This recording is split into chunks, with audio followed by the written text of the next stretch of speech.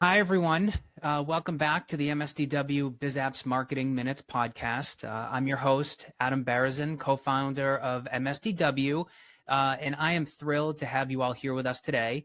So the BizApps Marketing Minutes is really the place where we chat with marketing leaders in the Microsoft space to deep dive into critical strategies that drive success for both ISVs and partners.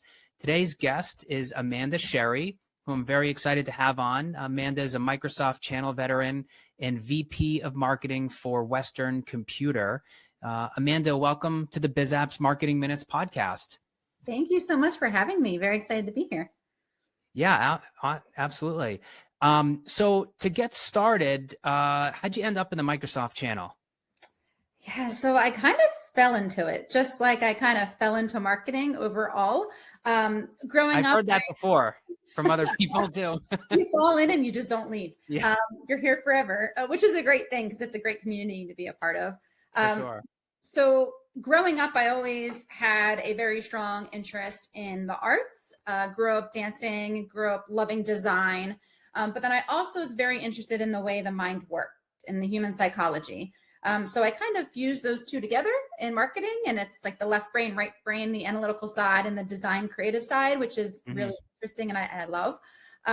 So I selected undergrad. I selected advertising as my major because I felt like it was the best for like that human psychology and the design aspect. Did a couple of roles outside of undergrad, fell into marketing coordinator and really was updating a lot of the sales slicks and sales guides. So doing a lot of like Photoshop design work there. And then my boyfriend and I at the time, my partner, lived in California. So I relocated to California and was looking for a job. And at the time, Linda Collins, our president, found my resume and reached out to me and asked if I was interested in joining a Microsoft partner and selling Microsoft solutions. So I took her up on it. And 10 years later, I haven't left. I love the community.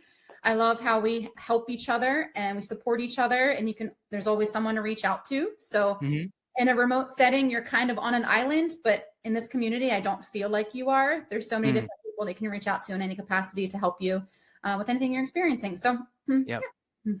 That's a great point. It definitely is a unique software ecosystem for sure. And everybody that leaves ends up coming back too. It's like there's some kind of strong gravitational pull towards this space. No, that's very cool. You've been with Western for 10 years. And as the person that leads marketing for Western, I imagine you kind of have your hands in sort of a lot of different pots. And I know today what we wanted to talk about was how really you navigate ISV partnerships from a marketing perspective and from a partner perspective too. So, as part of your marketing role, how do you typically identify and select ISVs to work with, to partner with? What kinds of criteria are most important in your decision-making process? Yeah. So marketing's role in the ISV partnerships has changed a bit. Our former VP of marketing was also handling sales. So we came at it from a little bit of a sales perspective as well.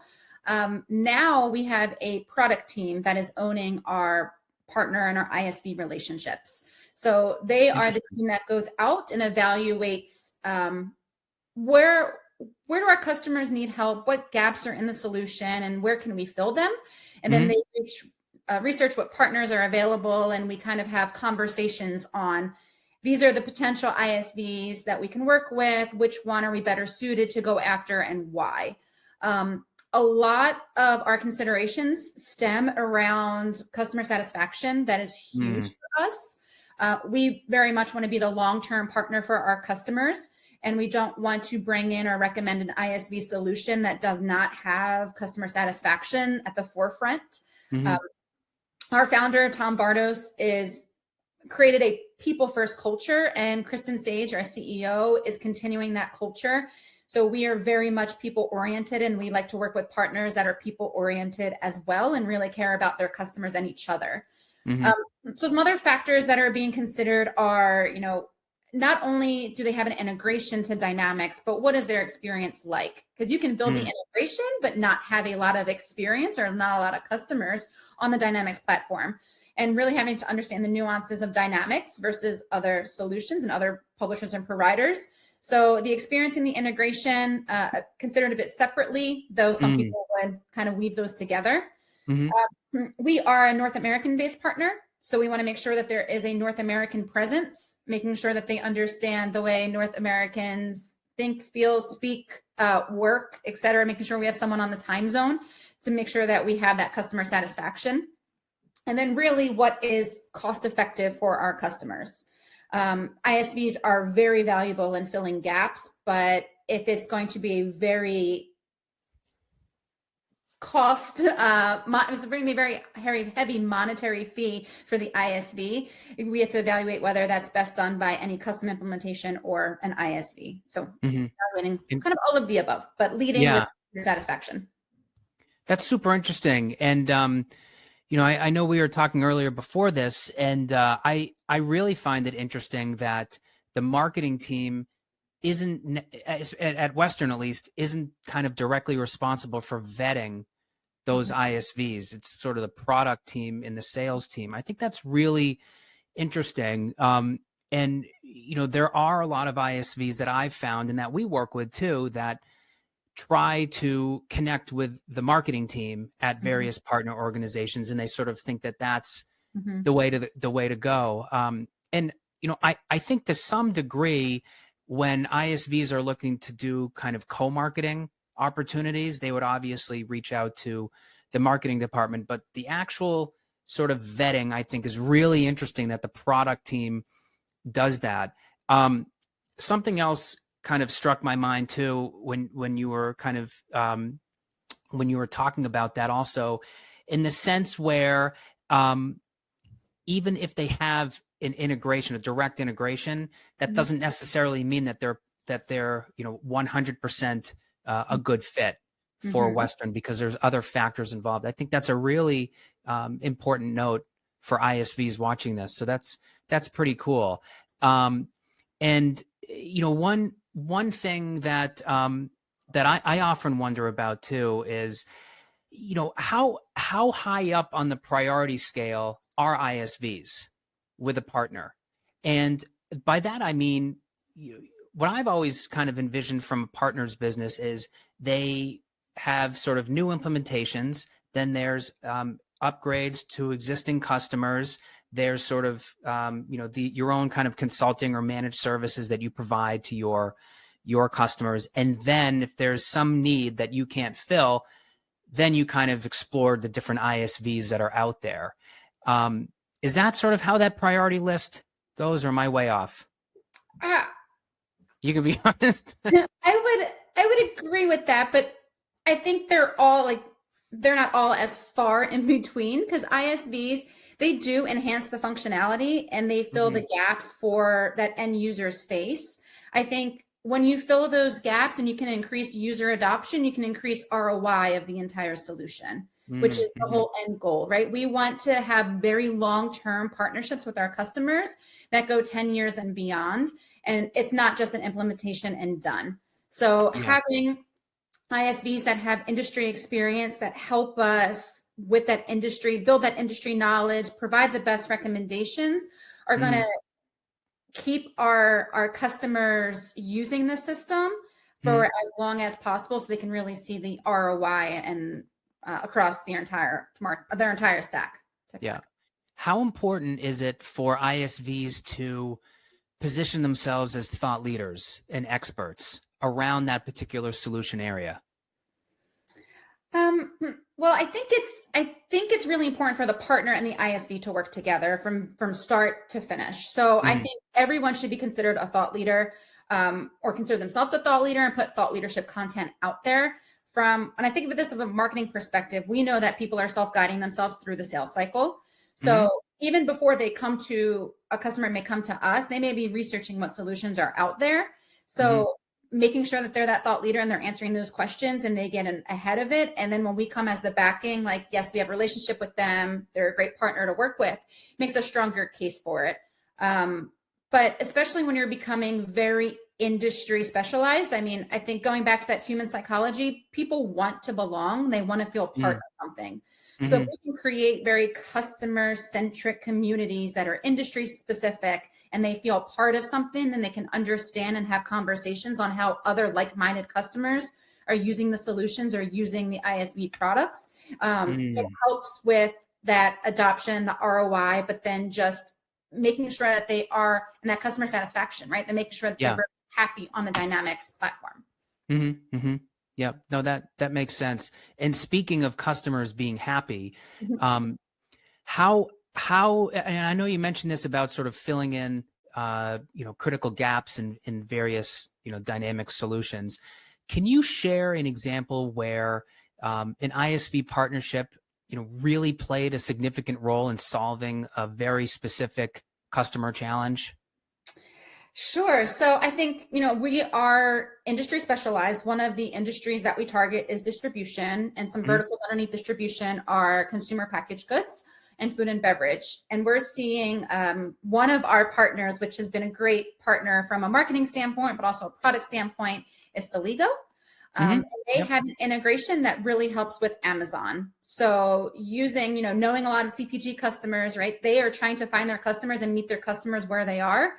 And so many people are using Amazon. So if you're not selling on Amazon, you're potentially losing out on a strong, Yeah. on a Sure. large customer base. So Celigo with their iPass solution and being able to integrate into a lot of different systems, for us, we see a lot of customers are using the Amazon integration into Hmm. Dynamics.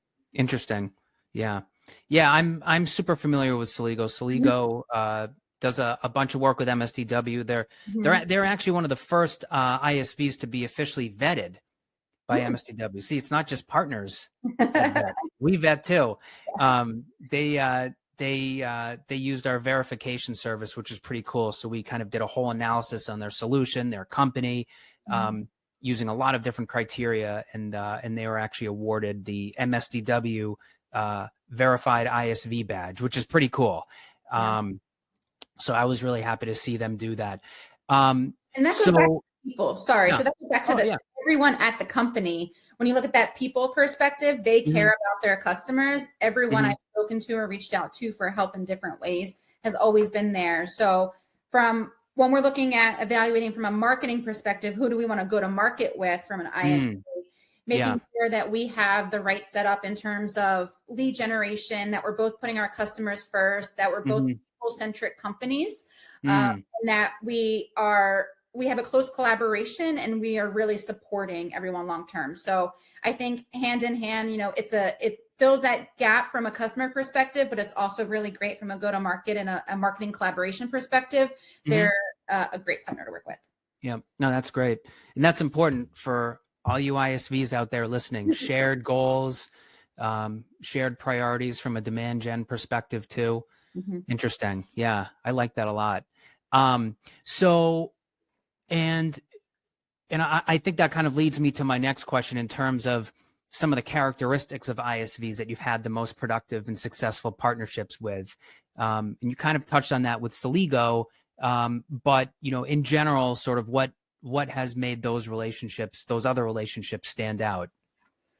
It's So the ones that are the most successful are probably the ones that I have the most touch points with, Hmm. and those that are the people centric ISVs, and that really care about the customer satisfaction and being there from start to finish.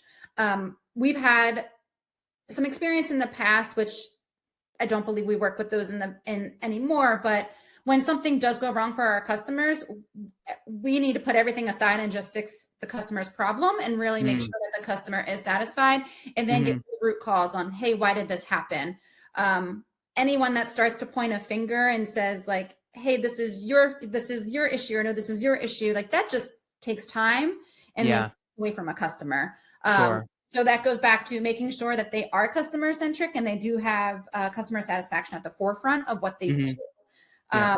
Another really great example of that, the team at iSolutions, like Ryan McBee Hmm. and his team, like they are fantastic to work with as well. And looking out on, hey, we have this customer that's super satisfied. Can we do a joint case study on them, right? From a marketing perspective, what like social proof is like the golden ticket. And you make sure that you have those happy referenceable customers that you can work on, and you can get the reviews and the customer success stories and the customer videos on. So yeah. Yeah. No, that's interesting. So if I'm an ISV working with you, and let's say that we're already partnered, what are your expectations from a new business perspective? You know, do you want me to kind of bring you leads for my solution so that then you can kind of, you know, work with that particular customer? What kind of expectations do you have aside from, you know, being being a people centric organization and customer centric? What are some specific expectations that you have of ISV partners? Yeah, we should always, I think lead gen is a joint responsibility. There's been relationships in the past where we are the VAR and it should be that we are just passing off leads to the ISV. And that is not the way we look at these partnerships. These partnerships should be collaborative, and there should be a joint lead gen effort. We host webinars on our side with some of our ISVs that we then put on demand, and we use as a lead gen engine. Then we have our account executive and our account management team have the ability to create custom landing pages using our content hub as a follow-up for any conversation they're having. So if they're to a customer or a lead and they're talking about payment solutions and they mention iSolutions, they'll be able to then take that iSolutions video and put it into the custom landing page and send it off as a follow-up. So I think it's a joint effort by far. And then we take that lead that comes in, we work the lead, and then we bring in iSolutions at the appropriate time. I think the timing of when you do share leads and opportunities is also key, because you don't want siloed conversations, and you don't want to inundate the recipient or the lead or customer with a lot of different messaging. So while lead generation is collaborative, we try to have the sales cycle be led on our side and bring in the ISV when we know that there is interest there to help that close. But again, we don't want to inundate our customers with a lot of communication. We will very specifically offer one solution towards a specific functionality piece that is missing. And then once that's determined, then we bring them in to have the conversations. Yeah. Interesting. And I know this might be for sales or product, but I'm gonna ask you anyways. So humor me here. When you are working on, or when Western's working on let's say a new customer, and you're trying to either, you know, let's say you're trying to get them into Business Central, because you feel like that's sort of the best fit for them. At what point will you bring in an ISV? Do you tend to bring in an ISV, you know, while you're trying to close the deal, which maybe that ISV will help close that deal? Or do you like to sort of get the customer onto the platform first and then kind of do an analysis and see which ISV solutions would be best based on their specific needs? We bring them in during the sales cycle. There's the discovery call to understand exactly what our potential customers' needs are. And then we determine whether that can be handled out of the box or whether they need advanced functionality with an ISV. It's interesting because we actually built some solutions ourselves that were kind of rinse and repeat when there's a specific functionality set that we noticed a lot of customers were needing. We package that ourselves, and we include those in a lot of our distribution deals. Like, for example, we have 365 Trade Management, which automates commissions, promotions, sales, and purchase rebates. So 365 Trade Management would be included in some of our deals, as well as potential third-party ISVs. We've created a 365 container import also for distributors, being able to track containers from the very first embarkment point to the final destination. Those are for BC. And then we have some like 365 parcel ship that are for F and SCM, supply chain management specifically. So, you know, we bring them in early because we want to, the ones that are absolutely necessary to the project and the Mm, goals and the objectives of the customer. hmm. There are some that are included in phase 2 or phase 3, as they start to become more more adoptive of the solution and understanding. But most of the time, ISVs are included in the initial sales process, Yeah. just depending upon the specific customer and what their needs are. Hmm. Awesome. Very interesting. Mhm. Um, how many ISVs do you typically like to partner with for a specific focus area? Yeah, for a specific Something I'm, industry. yeah, well, yeah, I'm super interested in kind of hearing your answer on this. Like, if you take a look at kind of the different ISVs out there, there's a lot of horizontal focused ISVs, Mhm. BI and reporting, AP automation, payment processing, things like that. Then there's obviously the very kind of niche focus, industry specific ISVs. When it comes to, I guess when it comes to both of those, but primarily the kind of, standard horizontal focused ISVs, how many do you try to work with? Is it one? Is it two? Is it three? I mean, what do you typically Work like with to on do? a specific deal. No, just in general, just kind of have like, yeah. So, if a customer needs, an AP automation solution, how many ISVs will you typically recommend? Or will you go and look at before you kind of give a final recommendation? So we actually have probably a fairly large catalog of ISVs that we could work with. Hmm. But I think the thing about the ISV relationship landscape is that it is as strong as the last mutual customer that was implemented. So if Got it. if there's a project that has gone wrong and there is that finger pointing, or there's not the right resources, or the customer stat is Hmm. not there, then that ISV is not as strong. That ISV relationship is not as strong anymore. So the ISV landscape, I feel, is ever evolving and ever changing. And my role within marketing is to really stay very closely aligned to the sales team, and now Hmm. also the product team and the delivery team, to make sure that when things go wrong, that we take that and we put that into consideration. Yeah. I'm another example of, if we send out customer surveys, right, to see how things are going. And if we get Mm. feedback that things are not great with a particular ISV, then we try to get down to the bottom of it and evaluate, is that the right ISV partner for us in that space, or should there be another someone else that we recommend?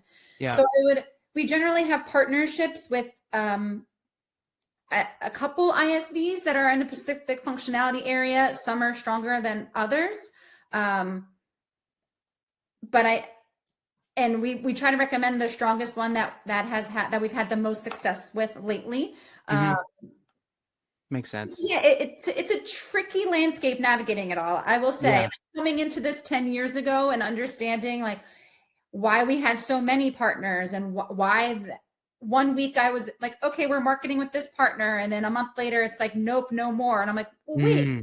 this was a month ago. And it's like, that project went south, and that is Yeah. not what we want to do for our customers. So we have to reevaluate this, and making sure and staying up to date. Like, anytime a partner reaches out and wants to do a co-marketing effort, I need to regroup internally to make sure, like, is that the right focus that we want to do? And is that the Mm. right messaging for us? Hmm. So So it's a constant, or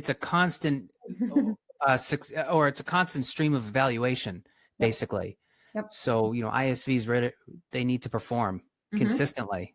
Yep. And that's Interesting. another thing, like, our support team is growing. We've hired a director of support with very strong industry background in the fall, Hmm.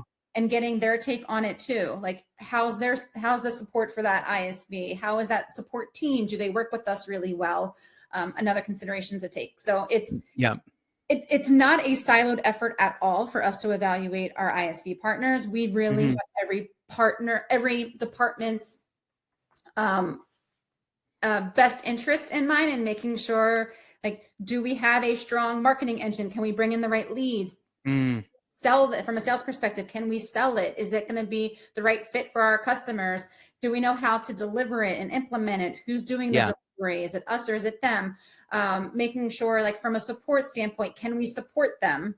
Like, or if we need to rely on their support, is their support going to come in and help with our customers? So Mm. it's Yep. I keep going back to the customer satisfaction, but that Yeah. really, it's the key in Yeah, all of this. I completely agree. And I was also, you touched on support. I was just going to ask you about that too. Do you typically expect the ISV to provide support for their own solution once it's been implemented into one of your customers' platforms? What do you think of that?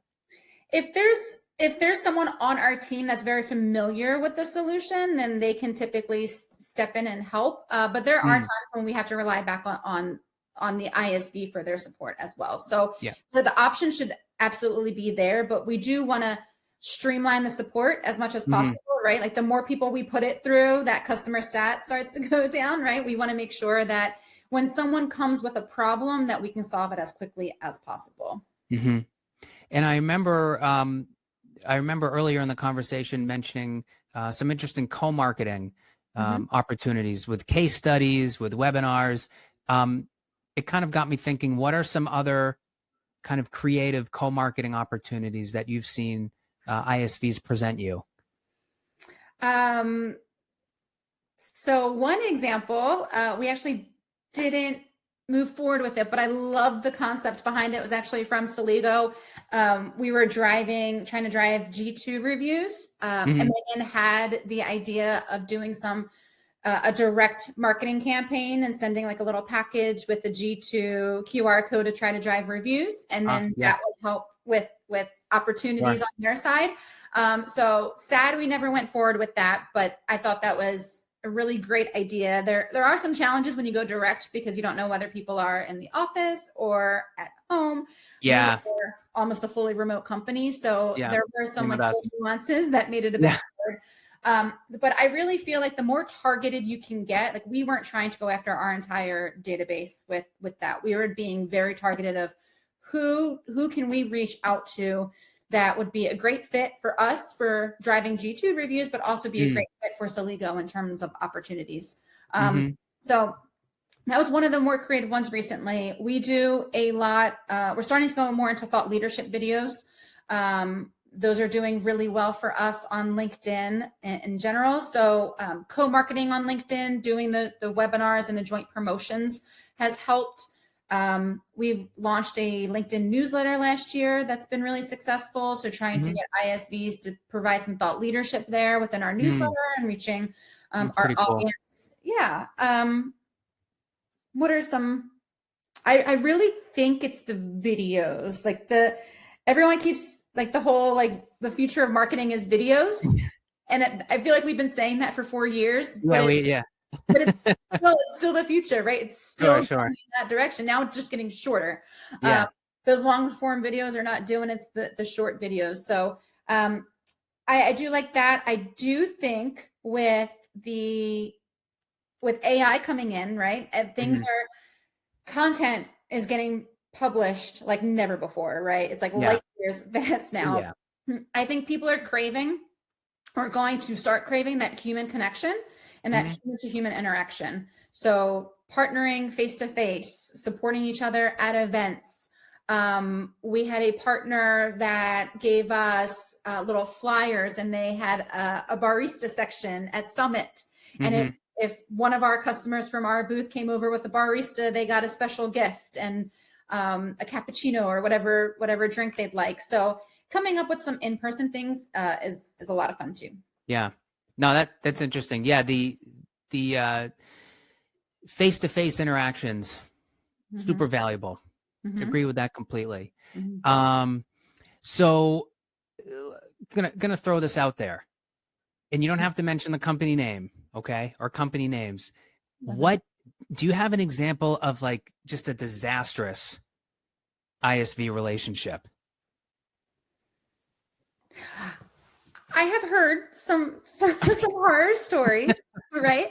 So I think the downside sometimes with marketing, and this is at several companies that I've been with, is typically there's like a disengagement point Mm, and where like the lead's been passed off, the lead becomes a customer, and then marketing comes circling back around when it's time for a case study.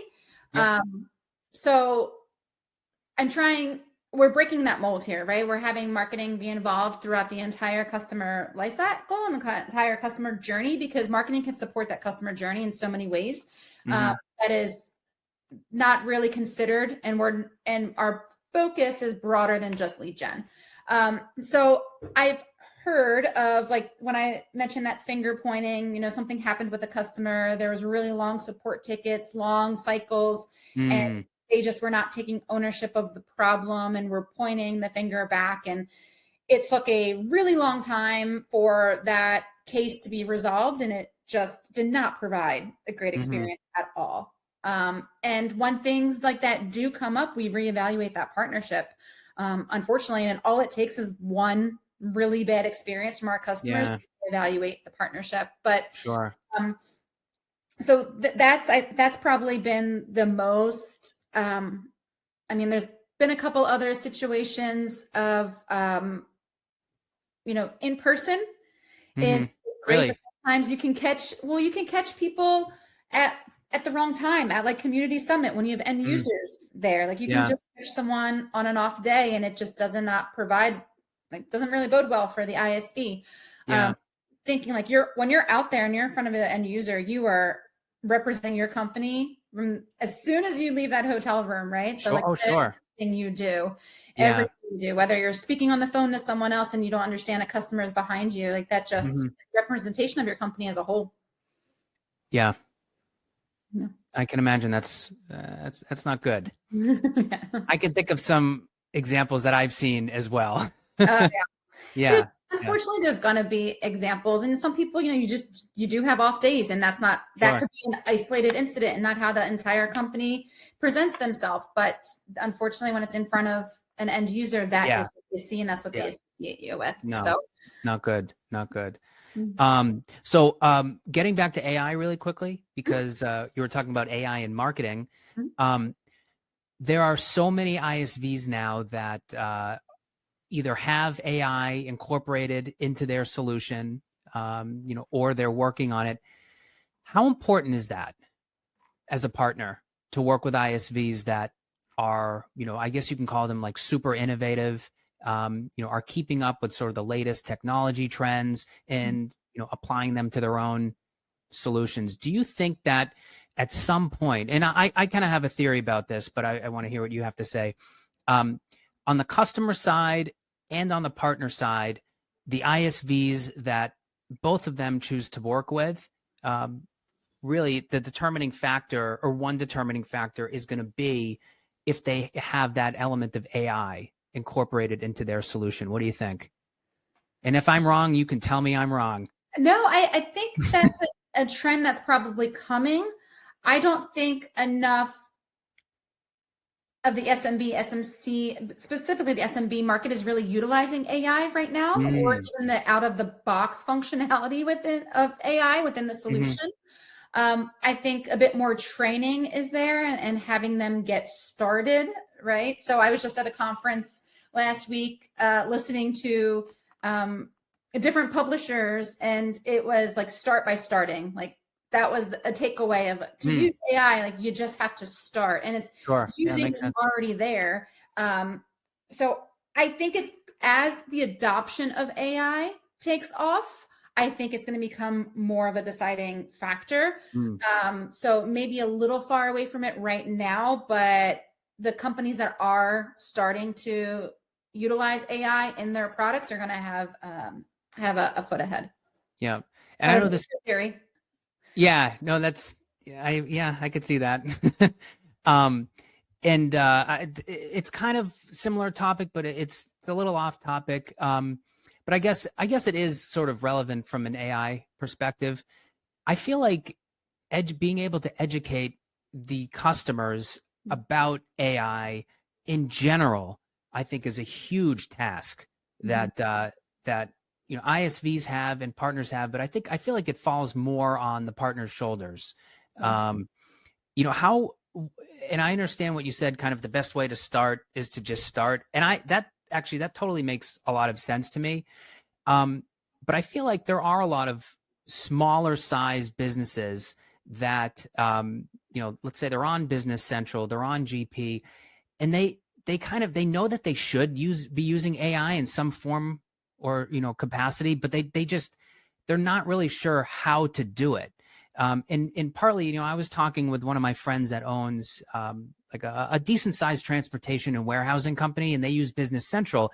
And he asked me, why, how do I, I know I need to be using AI, but it's like, I don't feel like I have any guidance on really like how to use it or how I can successfully implement it into some of the processes that I really need optimized. So there's that feeling that they know that they really need to be using it, but at the same time, like there's a feeling of being overwhelmed because it's like, what do you even do?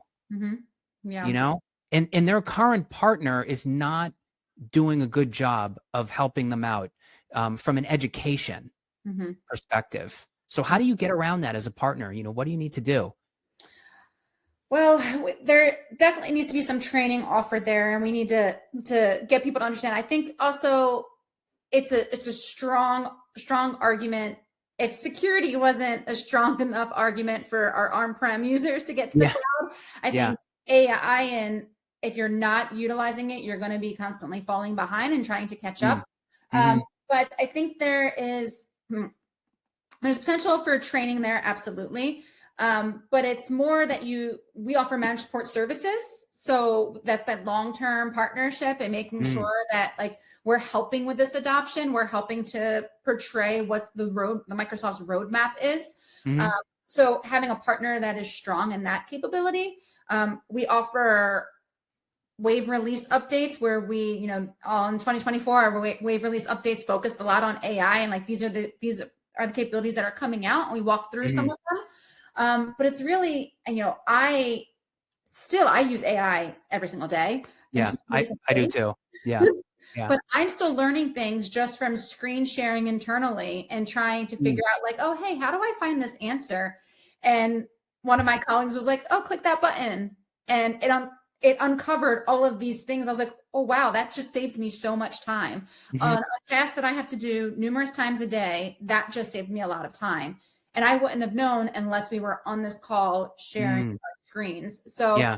I think there needs to be training on the partner side, but I also think there needs to be an advocate on the customer side that's really like championing AI and helping to be the one that stays up to date on the different capabilities and different features and helps bring that in, like train the trainer aspect, right? Like the partner helps like the champion, and then the champion can then help make sure that their company is utilizing it. Yeah. That's a great point. There's the education, there's the adoption, and then I feel like that will lead to appreciation.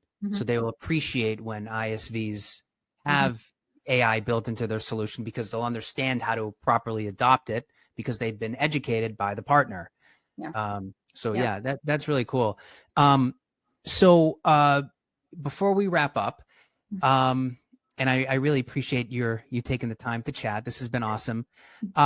For all kind of the ISVs out there that are watching this, what advice would you have to really, I guess, let them know how to stay competitive and, what they really need to do to kind of continue really, doing the things that they should be doing to, get in the good graces of partners like Western? Yeah.